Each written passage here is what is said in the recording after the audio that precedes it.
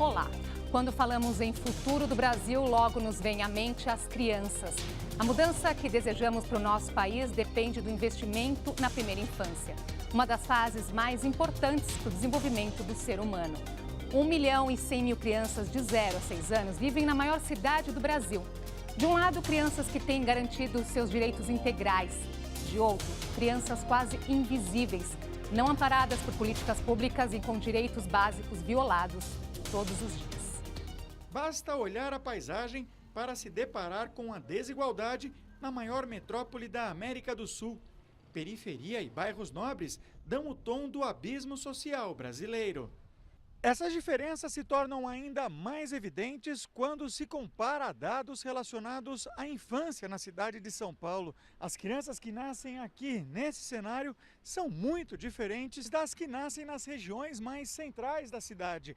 É o que mostra um levantamento realizado pela Rede Nossa São Paulo.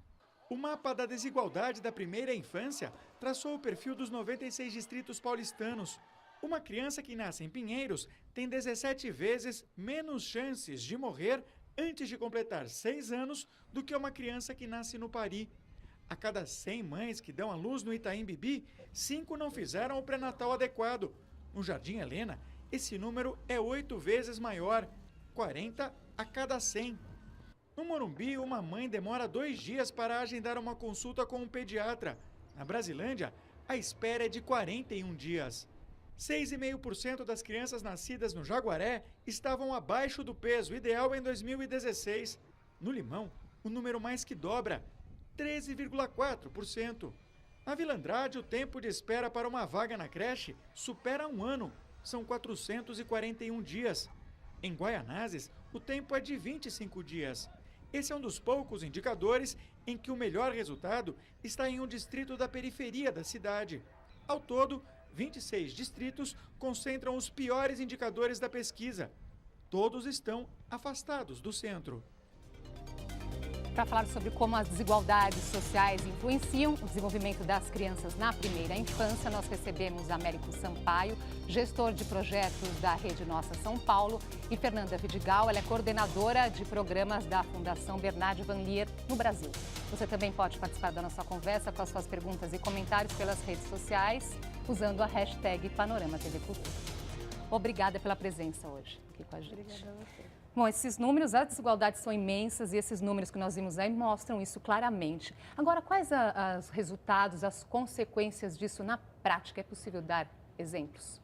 Sim, os resultados que você vai ter na prática com relação a essa desigualdade brutal na cidade de São Paulo diz respeito a uma pré-determinação de determinadas parcelas da população no que diz respeito ao acesso que elas vão ter, tanto à qualidade de vida com relação a políticas públicas e serviços públicos, mas também com relação às oportunidades que essa parcela da população, ao longo da sua vida, pode ter com relação a emprego, com relação à renda, com relação a, de fato, aproveitar as oportunidades que são ofertadas. Então, essa desigualdade na primeira infância, se ela não for atacada neste momento, ela se perpetua, o que a gente pode chamar de uma transferência intergeracional da desigualdade. A desigualdade vai crescendo junto com essa parcela da população e lá na frente isso vai acarretar em salários diferentes, em qualidade de vida diferente, qualidade de moradia, de fato, aproveitamento das oportunidades. É aquele ciclo, né, que a gente sempre ouve. Então, quem não tem estudo vai olhar para a família, apresenta a mesma situação, ou então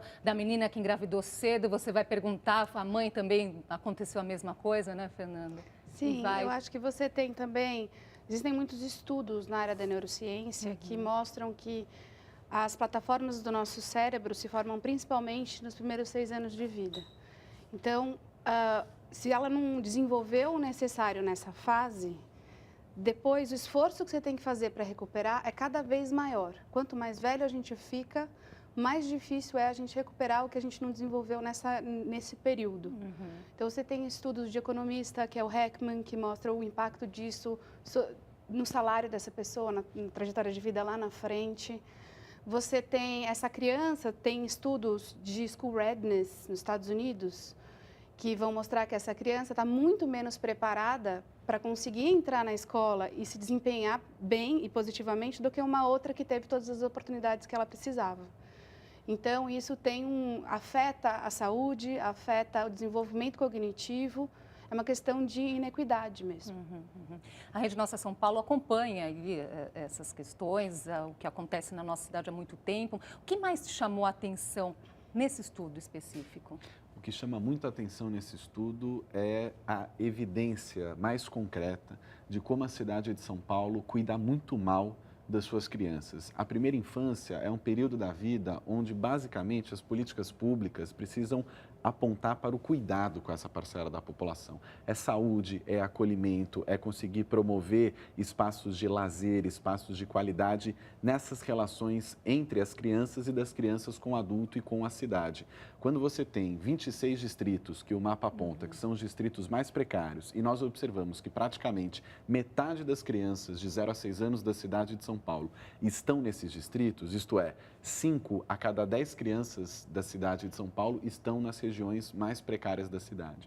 Isso mostra que a cidade de São Paulo... metade que está vivendo mal. Exatamente. Então, isso mostra que a cidade de São Paulo cuida muito mal dessas crianças e isso, sem dúvida nenhuma, vai ter um impacto posterior. É importante destacar a oportunidade que é esse momento, porque nós temos hoje cerca de 1 milhão de habitantes da cidade de São Paulo estão nessa faixa etária entre 0 a 6 anos, praticamente 10% da população. Isso deveria ser visto pelos poderes públicos como uma oportunidade. Exato. Trabalhar bem com essa parcela da população, você consegue garantir muito mais qualidade de vida, produtividade, geração de renda e trabalho no futuro, porque é 10% da população. Agora, será que é por pensar no futuro e os nossos políticos não conseguem enxergar políticas a longo prazo e querem resultados rápidos? Qual que seria a explicação para isso? Porque é tão claro a importância desse investimento na primeira infância e por que existe essa negligência tão grande? Eu acho que um dos desafios é exatamente eles não terem uma base de dados cruzada, interrelacionada, em que eles consigam olhar as questões com mais objetividade. Foi um dos objetivos com os quais a gente investiu nessa plataforma. É muito difícil você pegar todos esses dados, eles estão espalhados em intersecretarias, então foi mais de um ano que vocês tiveram para conseguir coletar tudo. Então, colocar tudo isso num lugar só, você conseguir identificar quais são os desafios por cada distrito, olhando para a criança. Então, isso foi uma estratégia que a gente está desenvolvendo, não só em São Paulo, como outros municípios. Então, a gente está fazendo essa parceria com o município de Recife, que está incorporando a infância em todos os seus departamentos, tentando fazer uma plataforma de gestão para isso, em Boa Vista. Então, acho que aos poucos o Brasil vai evoluindo nesse sentido. Acho que existe necessidade, é preciso olhar para isso, então, como uma política de Estado e não de governo, não é? Sem dúvida. Infelizmente, hoje, o que faz com que o fator de sucesso de um governo seja entendido como positivo é muito mais o resultado fiscal, é muito mais a gestão econômica do que propriamente a redução das desigualdades. Me parece que um elemento para conseguirmos mudar a nossa realidade é quando a questão da redução das desigualdades se tornar o elemento central da avaliação de um bom governo. Infelizmente, tanto a opinião pública no geral, mas em especial os próprios poderes públicos, a grande imprensa, faz uma avaliação do governo, se ele é bom ou ruim, a partir do resultado fiscal, independentemente se as desigualdades são reduzidas. Precisaríamos inverter essa lógica, precisaríamos colocar a redução das desigualdades como o elemento-chave para você avaliar se um governo está indo bem ou se o governo está indo mal. Esse deveria ser o espelho, então, não é, Fernanda? Com certeza. Olha, eu vou interromper um pouquinho aqui para trazer uma outra reportagem para conhecer um projeto de apoio à primeira infância desenvolvido pela Faculdade de Medicina da USP. As crianças que passaram por um programa semelhante na Jamaica se tornaram adultos menos violentos e mais produtivos. E o grande? Para fazer essas tarefas, o cérebro do Eric trabalha 2 vezes mais rápido do que o de um adulto. Nos primeiros anos, a criança usa o cérebro muito mais do que no resto da vida. Parabéns! Durante um ano, Eric e a avó receberam a visita da Cíntia, agente do projeto de estímulo à primeira infância da Universidade de São Paulo. A cada 15 dias, a agente da Faculdade de Medicina brincou com o menino. Para cada etapa que a criança se desenvolve, é um brinquedo diferente. Conforme a criança vai ficando mais velha, os brinquedos vão ficando mais difíceis, né? Quando ele foi para a creche, ele já foi sabendo muitas coisas, que as tias, até mesmo lá na creche, elas falam. Não parece, mas brincar também pode ser política pública, principalmente nas áreas mais carentes das cidades. O desenvolvimento infantil nessa época da vida é tão notável que programas como esse acabam se tornando absolutamente eficazes. Para cada R$1 investido na primeira infância, 7 retornam no futuro. O cálculo é de James Heckman, vencedor do Prêmio Nobel de Economia. Ele mediu o impacto nas áreas de saúde, segurança e mercado de trabalho. Na Jamaica, as crianças cresceram menos violentas e conquistaram salários 25% maiores que a média. O que deve ser feito? Impedir um problema de acontecer ou agir depois que o problema ocorre? Às vezes é mais barato prevenir o problema de ocorrer em primeiro lugar, mas é preciso direcionar o programa para crianças que estão realmente em risco.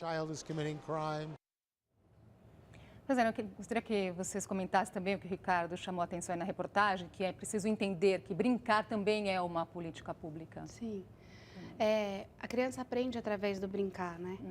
Então, é importantíssimo que ela possa, além de ter serviços de qualidade e ter acesso a esses serviços, que ela possa brincar na rua, que ela possa passear pela cidade com esse pai, com essa mãe. Você tem várias pesquisas também que mostram como isso aumenta o desenvolvimento cognitivo, a atenção, mobilidade, noção espacial e geográfica. Em São Paulo, as pessoas estão cada vez mais presas dentro de casa. Elas não conseguem ir a pé para a escola, ir a pé para um serviço. E existem muitos estudos que mostram que isso faz uma diferença no desenvolvimento da criança enorme. E você falou dessa questão cognitiva, há estudos que mostram justamente também que a pobreza pode causar danos cognitivos, não é? Sim. Para a pessoa que pode acompanhar esse cidadão por toda a vida, não é? A pobreza com vários fatores que geram o estresse tóxico e que vai acabar aumentando o nível de cortisol dentro da gente, que é um hormônio, e que em doses muito grandes causa grandes prejuízos. Inclusive, agora em Parelheiros, tem um pesquisador do Rio Grande do Sul que está fazendo amostras de fio de cabelo das crianças e das mães para tentar identificar o nível de cortisol ligado à violência e ao espaço onde eles estão vivendo. Estamos falando de uma criança, né? Exatamente. Estamos falando de uma criança. E só para repetir o cálculo que a reportagem trouxe, né? Para cada R$1 investido na primeira infância, 7 retornam no futuro. E países que não fazem isso apresentam índices de criminalidade maiores, maiores taxas de gravidez na adolescência e evasão escolar. Quer dizer, Américo, será mais caro, então, tentar depois reverter esse quadro? Fica mais caro depois? Sem dúvida nenhuma. Temos que ter clareza que os altos índices de violência que você tem na cidade de São Paulo, os altos índices de homicídio, todo o déficit que você tem mesmo de conseguir viver bem na cidade, de ter aquilo que nós chamamos de direito à cidade. Tudo isso sai muito caro e precisamos ter clareza que isso é reflexo de uma aposta, de uma postura com relação à oferta de serviços públicos que a Prefeitura Municipal, as instituições públicas tiveram ao longo dessas últimas décadas. Quando você não cuida das suas crianças, quando você não olha para a periferia, quando você não consegue fazer uma gestão para que todos tenham acesso à cidade, todos tenham oportunidades, depois você vai ter esse reflexo. Por exemplo, os níveis de violência que nós temos hoje na cidade de São Paulo.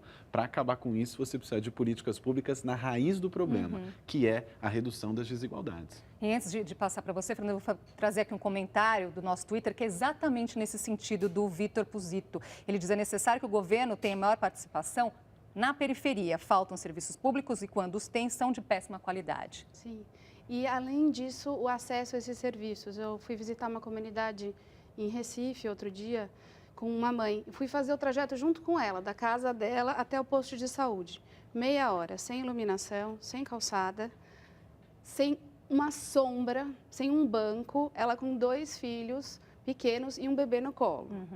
Então, ela fazer isso embaixo de um sol escaldante, num espaço inseguro, é muito complicado, né? Escadarias, carros passando que bloqueiam calçada em outras áreas, né? Isso você vê nessa realidade no Brasil inteiro. Então, você tem que pensar no serviço e no acesso a esse serviço, né? E, se possível, que esse acesso, se você conseguir ir a pé, etc., que ele seja prazeroso, que essa criança tenha oportunidade de brincar nesse caminho, de encontrar uma plantinha e descobrir, pegar pedrinhas e etc, porque ela vai aprendendo e descobrindo, interagindo com esses pais. Agora, você citou tantas coisas que parece tão simples, não é, América? Pois é. Quando a gente fala investir na primeira infância, a Fernanda traz aí essas questões que parece simples, parece fácil. Pois é. O que significa, então, esse investimento na primeira infância? Isso significa você precisa ter medidas de uma reversão da lógica tributária. Você precisa conseguir tributar mais aqueles que têm mais, tributar menos os que têm menos. E essa tributação em cima daqueles que são mais ricos, que têm um maior patrimônio, essa tributação precisa ser revertida em investimento nas áreas que mais precisam. Infelizmente, no Brasil e na cidade de São Paulo, acontece o contrário. Você não tem uma tributação em cima daqueles que têm mais, ela é subdimensionada, nós tributamos pouco os mais ricos. E, fora isso, quando você tem uma capacidade de investimento na Prefeitura de São Paulo, ela não chega na ponta. Esse ano, por exemplo, nós temos uma estimativa de investimento na casa de 6 bilhões de reais. Na prática, quando acabar o ano, nós vamos ter investido apenas 1,5 bilhão. Ou seja, tem um gap de 4,5 bilhões de reais de investimento. E quando você observa esse 1,5 bilhão de investimento, você vê que esse dinheiro não está indo para a periferia. Esse dinheiro fica no centro, restrito àquelas regiões que já são bem servidas de equipamentos públicos, porque a malha de infraestrutura urbana funciona como uma esponja. Ela captura esse dinheiro do investimento. Então, a periferia continua ficando sem dinheiro e as regiões centrais, que já são bem servidas de equipamentos públicos, é que acabam abocanhando a maior parte do investimento. A gente pode pensar em 1000 exemplos, né? A gente olha o mapa e vê justamente a cor, né? Que está ali onde estão os serviços, justamente nas áreas centrais. E o que acontece aí ao redor que não tem emprego? Aí é essa mãe, esse pai que se deslocam e horas, não tem tempo para ficar com essa criança. Ficam mais exemplos mais, não é? E a coisa vai ficando super complicada. Nós vamos fazer uma pausinha aqui nessa conversa e a gente volta já. Obrigada.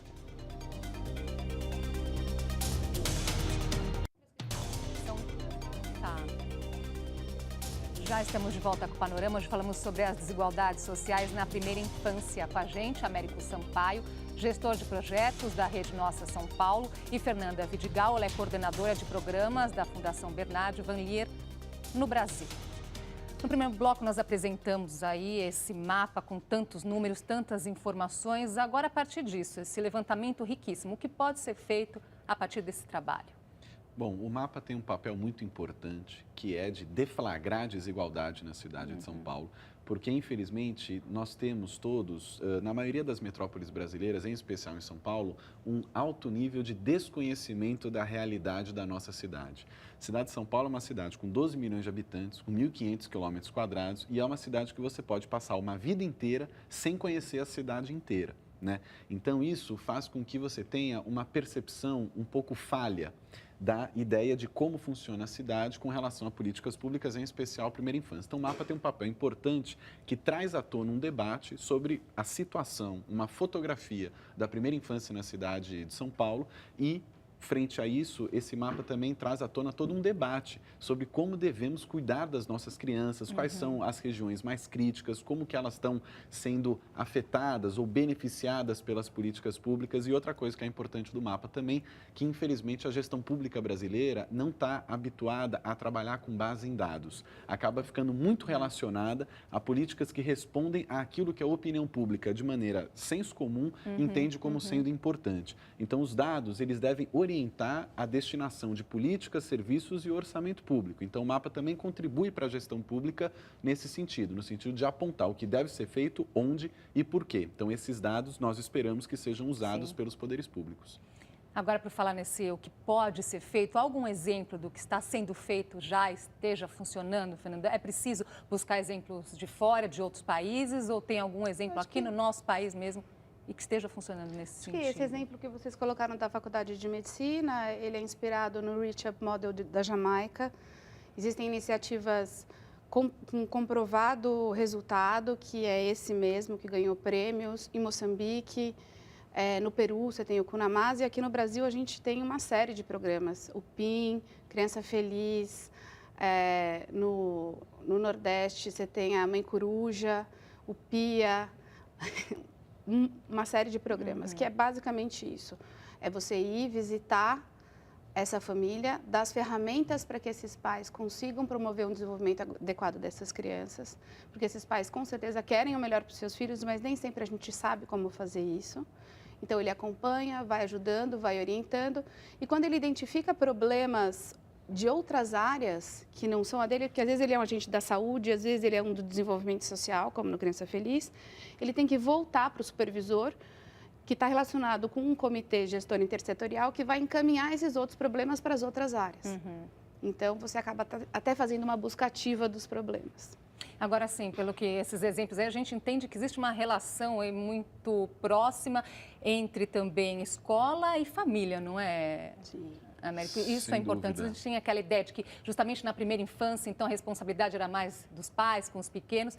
Não é bem assim, não é só isso, né? Não é apenas isso. Não, o que o nosso estudo aponta é que para resolver o problema dessa disparidade de qualidade de vida na primeira infância, você precisa de iniciativas, primeiro que sejam intersetoriais, ou seja, que tenham a responsabilização do governo, da sociedade civil e inclusive do setor empresarial, que também tem um papel importante nesse processo. E, em segundo lugar, mostra que as soluções para a primeira infância, elas também têm que ser intersecretariais, ou seja, dentro do governo, as diferentes secretarias precisam trabalhar conjuntamente para atacar esse problema. Então, a Secretaria de Educação, junto com a Secretaria de Saúde, junto com a Secretaria de Esporte, junto com a Secretaria de Assistência Social e assim por diante, trabalhando conjuntamente para conseguir melhorar a qualidade de vida da primeira infância. Eu vou trazer aqui umas outras informações também ainda sobre esse assunto. São dados preliminares ainda de um estudo, mas realizado pela USP, pela Fundação Maria Cecília Souto Vidigal e pela Universidade Harvard, revelando que, aos 4 anos, uma criança que vive em um lar miserável terá ouvido 13 milhões de palavras. Na mesma idade, uma criança de família abastada ouve 45 milhões de vocábulos. E, Fernando, eu queria ajudasse a entender um pouquinho, né, nesse sentido, porque não são apenas números, né? Não. É a prática da leitura com a criança no dia a dia. É cantar para a criança no dia a dia. São pequenas coisas que esses programas trazem que fazem toda a diferença na vida dessa pessoa para sempre. Tem mais participação aqui? Chegando, e a Karina Lins, ela comenta: adaptar casas sem espaços adequados para zerar filas de creche não corresponde à qualidade. Tem gente aqui comentando dessa questão das creches e que nós sabemos aí que é um outro problema, né, Américo? Falando justamente nessa questão da primeira infância. Mães batalham aí por vagas em creches, isso em todo o país, em algumas regiões mais do que em outras. Só para a gente ter uma ideia, na região norte, apenas 11% das crianças de 0 a 3 anos recebem essa assistência e apenas as regiões sul e sudeste se aproximam da meta prevista no Plano Nacional de Educação, que é de 50%, que é um problema muito antigo e que nós temos dificuldade em conseguir resolver, não é? Sem dúvida. A questão da creche ela é fundamental para a criança, mas para a família como um todo, porque pais e mães precisam trabalhar, precisam ter acesso à creche para conseguirem ter ali o período integral, pelo menos podendo fazer as suas atividades remuneradas. Quando você não tem acesso à creche, você tem um problema da estrutura familiar inteira, porque alguém vai ter que deixar de trabalhar para ficar com a criança. Numa sociedade machista como a nossa, vai ser a mulher que vai ficar em casa cuidando da criança. Então, você tem um problema de ampliação dos privilégios do homem com relação à mulher. Você tem um prejuízo com relação à carreira e aos sonhos dessa mulher, mas o homem vai conseguir realizar. Então, você tem uma disparidade nesse processo. A família perde em coesão, perde em conseguir conquistar os seus sonhos. Então, a política de creche é uma política fundamental não só para a criança, mas para toda a estrutura familiar e para toda a sociedade. É isso que precisava ficar claro. E numa cidade que não é uma cidade promotora da criança, essa criança fica presa em casa, assistindo televisão. E aí você tem pesquisas na França, por exemplo, com desenhos de criança. A criança que assiste até 3 horas ou mais de 3 horas de televisão por dia, uma faz um rabisco e a outra faz um desenho super elaborado, de 5 anos. Então, você vê ali no desenho a diferença cognitiva. Se essa criança pudesse sair de casa, brincar, ter o espaço livre para ela aprender a ter autonomia, descobrir e desbravar o mundo, ela estaria aprendendo. Então, ela fica presa em casa e a inequidade aumenta ainda mais. Nesse sentido, a superproteção também atrapalha, Também né? atrapalha. Agora, Américo, além desse mapa que nós vimos aí, com todas essas informações, também existe uma plataforma. Como é que vai funcionar essa plataforma? Todos os dados do mapa da desigualdade da primeira infância estão numa plataforma virtual que coloca, na verdade, um grande observatório da primeira infância na cidade de São Paulo. Nesse observatório, você vai encontrar lá dezenas de indicadores, onde você pode acessar o indicador. Nós temos mapas interativos, onde você pode construir o seu próprio mapa, cruzando indicadores diferentes. Você pode buscar o seu distrito, o distrito que você mora, e saber como que os indicadores, como que a primeira infância está sendo garantida na sua região. Então, é um mapa com muito dado. Todos os dados estão disponíveis também para serem baixados em formato aberto, ou seja, o nosso telespectador pode baixar as planilhas da nossa base de dados e fazer outros tipos de cruzamento. E fora isso, nós temos os nossos guias que inspiram outros governos e outras organizações da sociedade civil no Brasil inteiro que podem copiar e montar os seus observatórios da primeira infância. E o interessante é que tem a participação, né, de todo cidadão, de toda a sociedade. De que forma, Fernanda?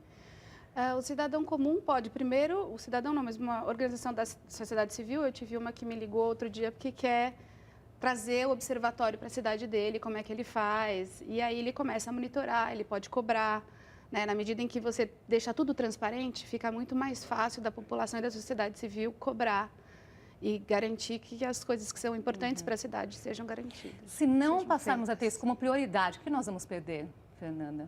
A gente vai perder, a gente vai manter a inequidade. Na verdade, se você quer resolver a inequidade, isso começa na primeira infância. Américo, o que nós vamos perder em termos de nação? Me parece que nós assassinamos o futuro. Já estamos perdendo. Exatamente. Sim, já estamos perdendo. Me parece que nós assassinamos o futuro há muito tempo no Brasil, quando não olhamos para a população que mais precisa de políticas públicas e direitos básicos. Quando faz isso, você cria toda uma estrutura de sociedade, toda uma estrutura de Estado, que na prática garante privilégios de uma minoria, enquanto a ampla maioria da população sofre muito para conseguir viver, principalmente nos grandes centros urbanos, e é um processo constante de assassinato do futuro do país. Agradeço muito a participação de vocês aqui hoje com a gente. Eu vou deixar o endereço aqui da Rede Nossa São Paulo, que lá está todo esse estudo completo, com os dados, né, do mapa da desigualdade na primeira infância, na página ali, que é nossasaopaulo.org.br, certo? Certo. Até uma próxima oportunidade. Obrigada. Muito obrigado. E a gente fica por aqui. Inscreva-se no nosso canal no YouTube. Lá estão todos os nossos programas anteriores. youtube.com/jornalismo TV Cultura. Obrigada pela companhia. Até a próxima.